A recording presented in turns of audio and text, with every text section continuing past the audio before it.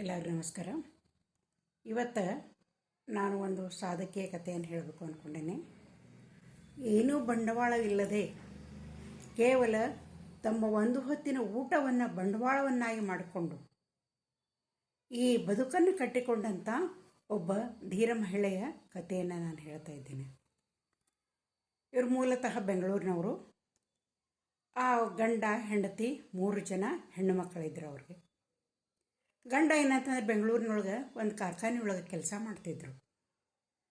ಆಮೇಲೆ ಒಂದು ಪುಟ್ಟ ಮನೆಯೊಳಗೆ ಈ ಗಂಡ ಹೆಂಡತಿ ಮಕ್ಕಳು ಸಂಸಾರ ನಡೀತಾ ಇತ್ತು. ಅವರು ಬರುವಂಥ ಸಂಬಳದಿಂದ ಅಚ್ಚುಕಟ್ಟಾಗಿ ಸಂಸಾರವನ್ನು ಅವರು ನಡೆಸ್ತಾ ಇದ್ರು ಗೃಹಿಣಿಯಾಗಿ. ಅವರು ಭಾಳ ವರ್ಷ ಆತ ನಾನು ಓದಿ, ಬಹುಶಃ ಅವ್ರ ಹೆಸರು ಸುಮಾ ಅಂತೇಳಿ ಇರ್ಬೋದು ಅಂದ್ಕೊಳ್ಳೋಣ ನಾವು. ಹೀಗೆ ಇರಬೇಕಾದ್ರೆ 6ಕ್ಕೆ ಏರದೆ 3ಕ್ಕೆ ಇಳಿಯದೆ ಅವ್ರ ಸಂಸಾರ ಒಟ್ಟು ನಡೀತಾ ಇತ್ತು. ಅವಾಗ ಏನಾಯಿತು ಅಂತಂತಂದ್ರೆ, ಈ ಕಾರ್ಖಾನೆಯೊಳಗೆ ಆಮೇಲೆ ಈ ಕಾರ್ಮಿಕರು ಮತ್ತು ಮಾಲಕರ ನಡುವೆ ಏನಂತಂತಂದ್ರೆ ಈ ಒಂದು ಮಾತಿನ ಚಕಮಕಿ ನಡೀತು. ಅವರು ಮಾಲಕರು ಒಪ್ಪದೇ ಇದ್ದಂಥ ಕಾರಣಗಳಿಗೆ, ಇವರ ಷರತ್ತುಗಳಿಗೆ ಮಾಲಕರು ಒಪ್ಪದೇ ಇದ್ದಂಥ ಕಾರಣಗಳಿಗಾಗಿ ಮುಷ್ಕರವನ್ನು ಹೂಡಿದ್ರು ಎಲ್ಲ ಕೆಲಸಗಾರರು. ಆ ನಂತರ ಮಾಲಕರು ಇವರ ಕಂಡೀಷನ್ಗಳಿಗೆ ಒಪ್ಪೋದಕ್ಕೆ ತಯಾರಾಗಲಿಲ್ಲ. ಹೀಗಾಗಿ ಮುಷ್ಕರ ಅದೇನಂತ ಮುಂದುವರಿತಾ ಇತ್ತು. ಇಷ್ಟೊಂದು ಮುಂದುವರಿತಲ್ಲ, 2-3 ತಿಂಗಳಾದರೂ ಮುಷ್ಕರ ಮುಗಿಯೋದಕ್ಕೆ ತಯಾರಿಲ್ಲ. ಇವರು ಪಟ್ಟು ಹಿಡ್ಕೊಂಡು ಕುಂತರು ಕಾರ್ಮಿಕರು. ಆ ಮಾಲಕರು ಕೂಡ ಅವರು ಏನಂತಂದ್ರೆ ಹಿಂದೆ ಸರಿಲಿಲ್ಲ. ಇಂಥ ಒಂದು ಕಠಿಣವಾದಂಥ ಪರಿಸ್ಥಿತಿ ಒಳಗೆ ಏನೋ 1 ತಿಂಗಳ ಸಂಬಳ ಇಲ್ಲ ಅಂತಂದ್ರೆ ಹೆಂಗೋ ಮಾಡ್ಬೋದು. 2-3 ತಿಂಗಳಗಟ್ಟಲೆ ಆ ಮುಷ್ಕರ ಹಿಂಗೆ ಮುಂದುವರೆದಾಗ ಅವ್ರಿಗೇನಂತ ಮನೆ ನಡೆಸೋದು ಭಾಳ ಕಷ್ಟ ಆಗಕತ್ತಿತ್ತು. ಮನೆಯಲ್ಲಿ 3 ಜನ ಮಕ್ಕಳು. ಮೊದಲನೇ ಮಗಳು ಏನಂತಂದ್ರೆ ಒಂದು 2ನೇ ತರಗತಿ 3ನೇ ತರಗತಿ ಅಷ್ಟು ಹೋಗ್ತಾ ಇದ್ಲು. ಉಳಿದವರು ಅವಕ್ಕಿಂತ 2 ಚಿಕ್ಕವರು. ಆವಾಗ ಮನೆಯೊಳಗೆ ನಡೆಸೋದು ಅತ್ಯಂತ ದುಸ್ತರವಾದಾಗ ಏನು ಮಾಡಿದರು ಅಂತಂದ್ರೆ, ಸುಮಾ ಅವರು ಒಂದು ಏನಾದ್ರೂ ಒಂದು ಉದ್ಯೋಗವನ್ನು ನಾವು ಪ್ರಾರಂಭ ಮಾಡಲೇಬೇಕು ಅನ್ನುವಂಥ ಒಂದು ಸಂಕಲ್ಪವನ್ನು ಮಾಡಿಕೊಂಡ್ರು ಅವರು. ಅವಾಗ ಏನಾಯ್ತು ಅಂದರೆ, ಏನಾರ ಒಂದು ಮಾಡಬೇಕು ಅಂತಂದ್ರೆ ಅವರು ಅಡುಗೆಯನ್ನು ತುಂಬ ಚೆನ್ನಾಗಿ ಮಾಡ್ತಿದ್ರು. ಅವ್ರು ಚಿಕ್ಕವರಿದ್ದಾಗ ಅವ್ರ ಅಜ್ಜಿ ಮನೆಗೆ ಹೋಗ್ತಿದ್ರು. ಆವಾಗ ಅವ್ರ ಅಜ್ಜಿ ಇದ್ದವ್ರು ಹೇಳ್ತಿದ್ರು ಏನಂತಂದ್ರೆ, ಮನೆಯೊಳಗೆ ಅಡುಗೆಗೆ ಅದ ಬೇಕು ಇದ ಬೇಕು ಅಂತಂದು ಹೇಳಿ ಅನ್ನಬಾರ್ದು. ಹೆಣ್ಣುಮಕ್ಕಳು ಇದ್ದದ್ರೊಳಗೆ ಇದ್ದಂಥ ಸಾಮಗ್ರಿಗಳನ್ನು ಉಪಯೋಗ ಮಾಡಿ ರುಚಿಯಾಗಿ ಶುಚಿಯಾಗಿ ಅಡುಗೆಯನ್ನು ಮಾಡಬೇಕು ಅಂತಂದು ಹೇಳಿ ಅವ್ರು ಹೇಳ್ತಾಯಿದ್ರು. ಅದೇ ರೀತಿ ಇವರೆಲ್ಲ ಹೋದಾಗ ಮನೆಯೊಳಗೆ ಏನಿರ್ತೈತಲ್ಲ ಅದರಲ್ಲೇ ಅತ್ಯಂತ ರುಚಿಯಾದಂಥ ಅಡುಗೆಯನ್ನು ತಿಂಡಿಗಳನ್ನು ಅಜ್ಜಿ ಮಾಡ್ತಾಯಿದ್ರು. ಹೀಗಾಗಿ ಆ ಕಲೆ ಇವ್ರಿಗೂ ಒಲಿದು ಬಂದಿತ್ತು. ಇವರು ತುಂಬ ಚೆನ್ನಾಗಿ ಅಡುಗೆಯನ್ನು ಮಾಡ್ತಾಯಿದ್ರು. ಆವಾಗ ಅವ್ರು ಏನು ಮಾಡಿದರು ಅಂತಂದ್ರೆ, ಅಲ್ಲಿ ಅವ್ರ ಮನೆ ಸುತ್ತಮುತ್ತ ಈ ಬ್ಯಾಂಕ್ ಕೆಲಸಗಾರರು, ಎಷ್ಟೋ ಜನ ವಿದ್ಯಾರ್ಥಿಗಳು ಅಂತ ಬೇರೆ ಬೇರೆ ಕಂಪನಿಗಳಿಗೆ ಹೋಗುವಂಥ ಅನೇಕ ನೌಕರರು, ಇವರೆಲ್ಲ ರೂಮುಗಳನ್ನು ಬಾಡಿಗೆ ಹಿಡ್ಕೊಂಡವರು ಸಾಕಷ್ಟು ಜನ ಇದ್ದರು. ಅವ್ರಿಗೆ ನಾವು ಊಟವನ್ನು ಯಾಕೆ ತಯಾರು ಮಾಡಿಕೊಡಬಾರ್ದು ಅನ್ನುವಂಥ ಒಂದು ಯೋಚನೆ ಈ ಸುಮಾ ಅವ್ರಿಗೆ ಬಂತು.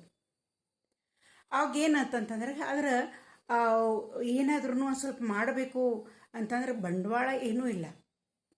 ಅದಕ್ಕಾಗಿ ಏನು ಮಾಡಬೇಕು ಅಂತಂದ್ರೆ, ಗಂಡ ಹೆಂಡತಿ ತಮ್ಮ ಒಂದು ಹೊತ್ತಿನ ಊಟವನ್ನೇ ಬಂಡವಾಳ ಮಾಡಿಕೊಂಡ್ರು. ಮಕ್ಕಳಿಗೆ ಊಟವನ್ನು ಕೊಟ್ಟರು. ಆಮೇಲೆ ಅವ್ರ ಮನೆಯೊಳಗೆ ಒಂದು ಟಿಫಿನ್ ಕ್ಯಾರಿಯರ್ ಇತ್ತು.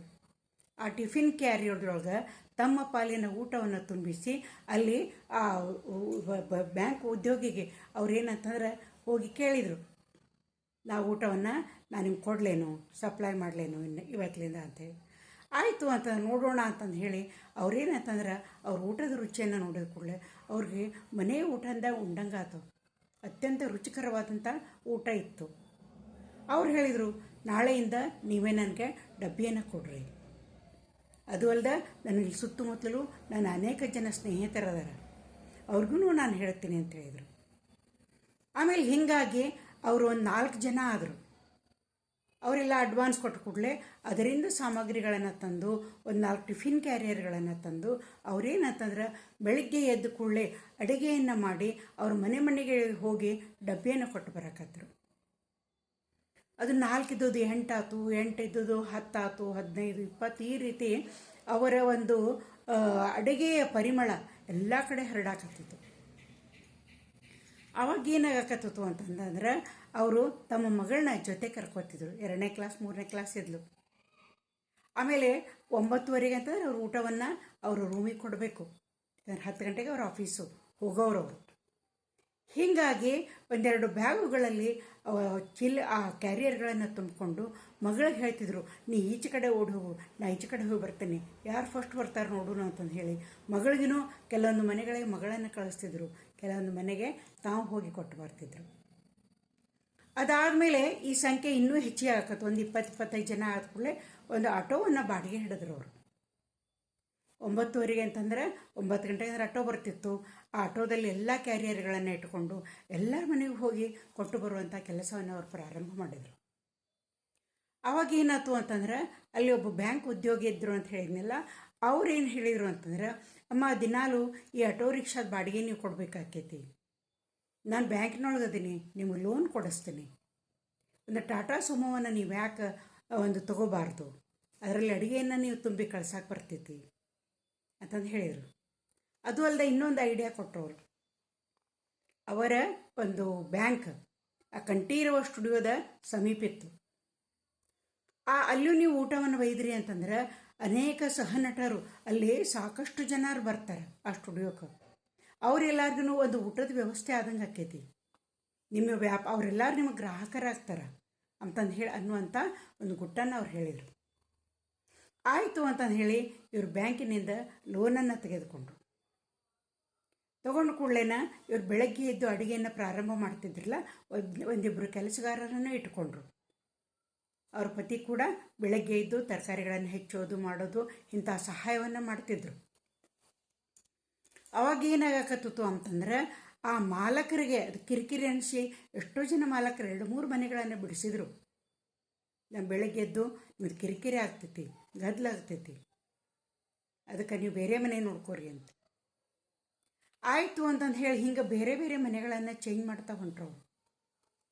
ಆಮೇಲೆ ಆ ಸುಮೋದೊಳಗೆ, ಟಾಟಾ ಸುಮೋದೊಳಗೆ ಅವ್ರೇನಂತಂದ್ರೆ ಒಂದು ಈಗ ಇದನ್ನೆಲ್ಲ ತಮ್ಮ ಹೆಂಗೆ ಬೇಕೋ ಆ ರೀತಿ ಎಲ್ಲನೂ ಹೇಳಿ ಮಾಡಿಸಿದ್ರು. ಅದನ್ನ ಆ ಗಾಡಿಯನ್ನು ಮಾಡಿಸಿ ಅದರೊಳಗೆ ಅಡುಗೆಯನ್ನು ತುಂಬಿಕೊಂಡು ಆಮೇಲೆ ಬೆಳಗ್ಗೆ 9:30 ಎಲ್ಲ ರೂಮುಗಳಿಗೆ ಕ್ಯಾರಿಯರ್ನ ಕೊಟ್ಟು ಬರ್ತಿದ್ರು. ಆಮೇಲೆ ಅಡುಗೆಯನ್ನು ತುಂಬಿಕೊಂಡು ಅವ್ರು ಕಂಠೀರವ ಸ್ಟುಡಿಯೋಕ್ಕೆ ಸರಿಯಾಗಿ 12:30 ಅಲ್ಲಿ ಇರ್ತಾಯಿದ್ರು. ಒಂದು ದೊಡ್ಡ ಮರ ಇತ್ತು, ಅದ್ರ ಕೆಳಗೆ ನಿಲ್ತಾ ಇತ್ತು ಅವ್ರ ಗಾಡಿ. ಅಲ್ಲಿ ಇರುವಂಥ ಎಲ್ಲ ಸಹನಟರು, ಎಷ್ಟೊಂದು ಸಹನಟರು, ಇವ್ರ ದ್ವಾರಕೀಶ, ಸಿಹಿ ಕಹಿ ಚಂದ್ರು, ಈ ಅನೇಕ ಪೋಷಕ ನಟರು ಎಲ್ಲರೂ ಅವ್ರ ಗ್ರಾಹಕರಾದರು.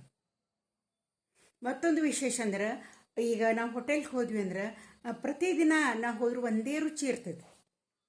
ಆದರೆ ಅವ್ರದ್ದು ಹಂಗಿರಲಿಲ್ಲ. ಅವ್ರಿಗೆ ಸುಮೋ ರಾಣಿನ ಅಂತ ಎಲ್ಲರೂ ಕರೆಯಾಕತ್ರು. ಆ ಸುಮೋ ರಾಣಿ ಪ್ರತಿದಿನ ಬೇರೆ ಬೇರೆ ಬಗೆಯ ಅಡುಗೆಗಳನ್ನು ಮಾಡ್ತಿದ್ರು ಮತ್ತು ರುಚಿ ಕೂಡ ಬೇರೆ ಬೇರೆ, ಪ್ರತಿದಿನವೂ ಬೇರೆ ಬೇರೆಯಾಗಿ ಮಾಡೋದು.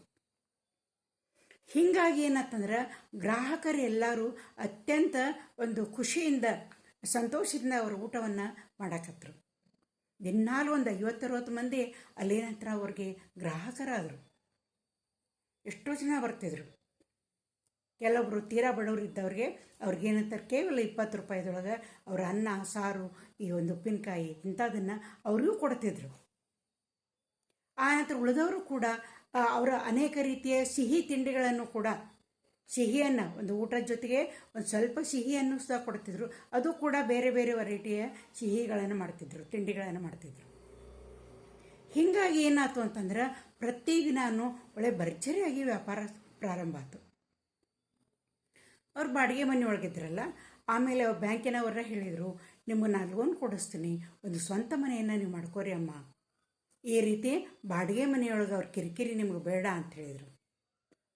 ಆವಾಗ ಅವ್ರಲಿಂದ ಲೋನನ್ನು ತೆಗೆದುಕೊಂಡಂಥ ಈ ಸುಮೋ ರಾಣಿ ಒಂದು ಸ್ವಂತ ಮನೆಯನ್ನು ಕಟ್ಟಿಸಿದರು. ಕಟ್ಟಿಸಿ ಏನು ಮಾಡಿದರು ಅಂತಂದ್ರೆ 5-6 ಜನ ಅಡುಗೆಯವ್ರನ್ನ ಇಟ್ಟುಕೊಂಡ್ರವರು. ಈ ಕೇಟರಿಂಗ್ ವ್ಯವಸ್ಥೆಯನ್ನು ಅವ್ರು ಪ್ರಾರಂಭ ಮಾಡಿದರು. ಅವರ ಒಂದು ಅಡುಗೆ ಸುದ್ದಿ ಅಲ್ಲಿ ಎಲ್ಲರೂ ಏನಂತಂದ್ರೆ ಪ್ರಸಿದ್ಧ ಆಯ್ತು.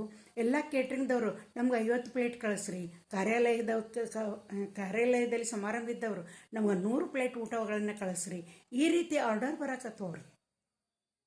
ಆಮೇಲೆ ಅವ್ರು ಏನು ಮಾಡಿದರು ಅಂತಂದ್ರೆ, ಬೆಳಗ್ಗೆ ಎದ್ದು ಈ ಕೆಲವಾರು ಮನೆಗಳಿಗೆ ಡಬ್ಬಿಯನ್ನು ಕೊಡ್ತಿದ್ರು. ಆ ನಂತರ ಸರಿಯಾಗಿ 11:30 12 ಗಂಟೆಗೆ ಆ ಕೇಟ್ರಿಂಗ್ದ ಯಾರು ಕಾರ್ಯಾಲಯದಲ್ಲಿ ಹೇಳ್ತಾರಲ್ಲ ಅಲ್ಲಿ ಅವ್ರು ಊಟವನ್ನು ಕಳಿಸ್ತಿದ್ರು. ಅವ್ರ ಜೊತೆ 1-2-3 ಮಂದಿ ಕೆಲಸಗಾರರನ್ನು ಕಳಿಸ್ತಿದ್ರು. ತಾವು ಮಾತ್ರ ಸರಿಯಾಗಿ 12:30 ಅಂತಂತಂದ್ರೆ ಆ ಕಂಠೀರವ ಸ್ಟುಡಿಯೋಗೆ ಬರ್ತಿದ್ರು. ಅವರೆಂದೂ ಅದನ್ನ ತಪ್ಪಿಸ್ತಿರ್ಲಿಲ್ಲ. ಅನೇಕ ಜನರು ಇವರು ಗ್ರಾಹಕರಾದರು. ಆಮೇಲೆ ಹೀಗಾಗಿ ಅವರು ಸ್ವಂತ ಮನೆಯನ್ನು ಕಟ್ಟಿಸ್ಕೊಂಡ್ರು. ಅವ್ರ ಮಕ್ಕಳ ಎಲ್ಲರೂ ಮುಂದೆ ಏನಂತಂದ್ರೆ ಅವರು ಈ ಬಿಸ್ನೆಸ್, ಹೋಟೆಲ್ ಮ್ಯಾನೇಜ್ಮೆಂಟ್ ಇಂಥ ಕೋರ್ಸ್ಗಳನ್ನು ಆನಂತರ ಅವರು ಆಯ್ಕೆ ಮಾಡಿಕೊಂಡ್ರು. ಏನು ಮಾಡ್ತೀರಿ ಅಂತ ಕೇಳಿದ್ರೆ ಅವ್ರು ಹೇಳಿದರು, ಈ ಒಂದು ಅಡುಗೆಯ ಉದ್ಯಮದಿಂದ ನಮ್ಮ ತಾಯಿ ನಮ್ಮನ್ನೆಲ್ಲರನ್ನೂ ಇಷ್ಟು ಚೆನ್ನಾಗಿ ಬೆಳೆಸ್ಯಾರ, ನಾವು ಕೂಡ ಅದೇ ಉದ್ಯೋಗವನ್ನು ನಾವು ಮುಂದುವರಿಸ್ತೇವೆ ಅಂತಂದು ಹೇಳ್ತಾ ಇದ್ರು.